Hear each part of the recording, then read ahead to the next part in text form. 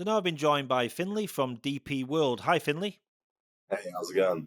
Going really well. Thanks so much for doing this interview with us today.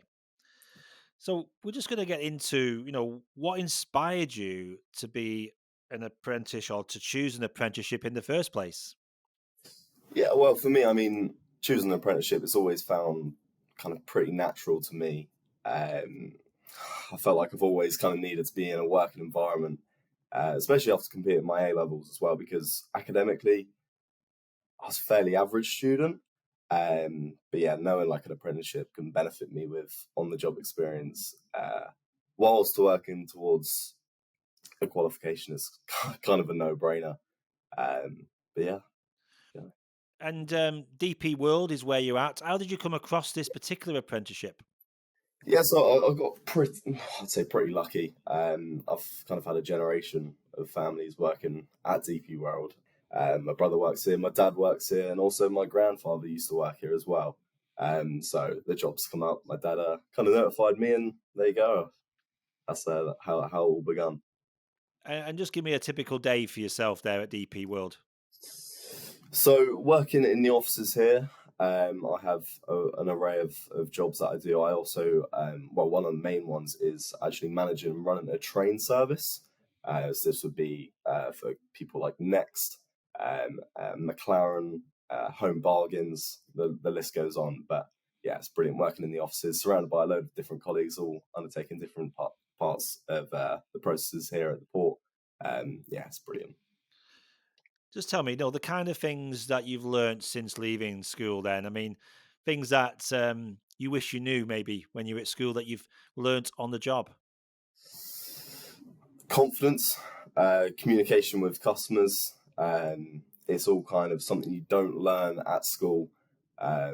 Taking that leap kind of from school to here, it's like the real world. It's all a bit heavy, but it's something completely you don't actually learn at school. That whole stepping away from your education, your academics, your maths, your English. It's a completely different process here. But yeah, in the environment of logistics, it challenges you to become a person that school or college just can't shape you into. Um, your whole organization, your persona, like I say, your communication with customers, you just don't learn that at school. It's all something that it's like a whole new world here. But yeah, it's brilliant. And can you remember that very first day? I mean, was that the first time you'd been into a workplace? And was it quite, was it almost like, what have I let myself in for almost? Or were you quite confident? I was pretty confident, still nervous. I've worked in a job before this, which was just in sales, nothing like the logistics industry. Like I say, it's very dynamic here. Everything's ever changing. You never get the same day here. But yeah, that first day walking into a whole new environment it was pretty nuts. And was it anything like you thought it was going to be? When people think logistics, they think truck drivers, forklift truck Yeah, drivers. I mean, was it very different to that? completely. Yeah, it was not what I was expecting whatsoever. Yeah, give me the main difference that you saw. Well, you see a container terminal, you think a vessel, a crane, that's it, and then the containers just get picked up by a truck. But every process in between, you've got your crane drivers, you've got your planners, your vessel planners, your harbour masters, your commercial managers. That it takes about 15 to 20 different jobs just to get a container off onto the floor. Um, the operations itself are so vast, just to get obviously these containers rolling. There's so many different jobs, so many different things to undertake in logistics as well. Yeah, you just don't expect how much actual work goes into the process at this port. Talking about processes, and I know you said your family have had a history of working there, but you still had to apply, you still had to go through that process. Just tell us what you had to do to get the job in the first place. Yeah, I was on LinkedIn at the time, and applying for apprenticeship for a lot of people is pretty challenging. But I blame 80% of that actually on myself, simply as I wasn't really too sure what and where the next step was for me. It was a pretty timely process in terms of applying elsewhere, but you just got to stay resilient and keep at it. Um, but yeah, once I heard back regarding like the interview, I knew it was all in my personality's hands, and it's the main thing that employers remember you for. So you just gotta just approach that interview room with full confidence and be yourself. Yeah, I hear that a lot. Be yourself. Is that really important? 100%, 100%. Yeah. And just from a support and training piece, do you feel supported there? Do you feel like they're trying to make you successful? Yeah, 100%. So I mean, you've got loads of different courses and classes that DP will take you on webinars, in-person events, and for support. Discussing mental health is really important, especially with like your well-being, your mindfulness. There's even plans to sleep better here. It does just take a step back from work and lets us think about ourselves. And I'm really appreciative that DP World have that for myself.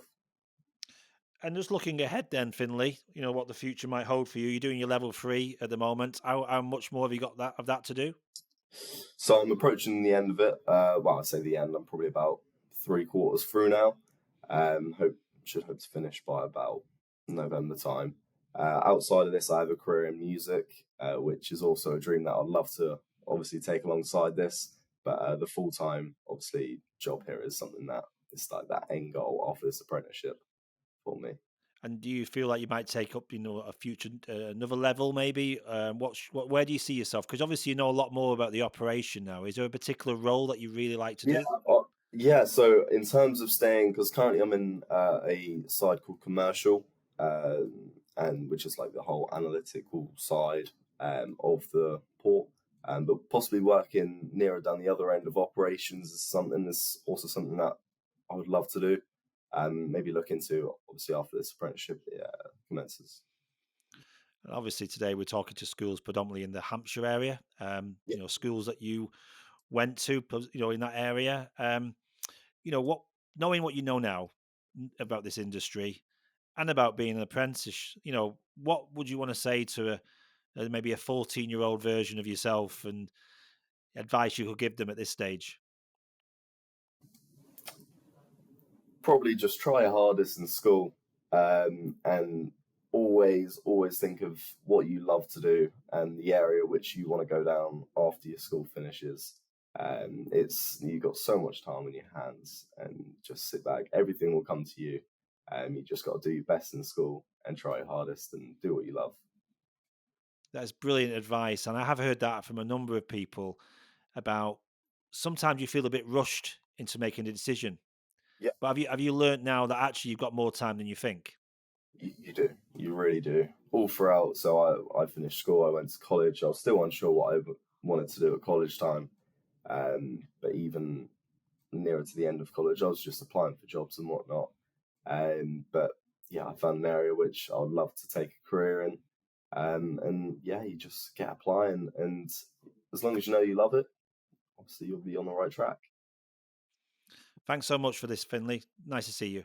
No worries. Thank you.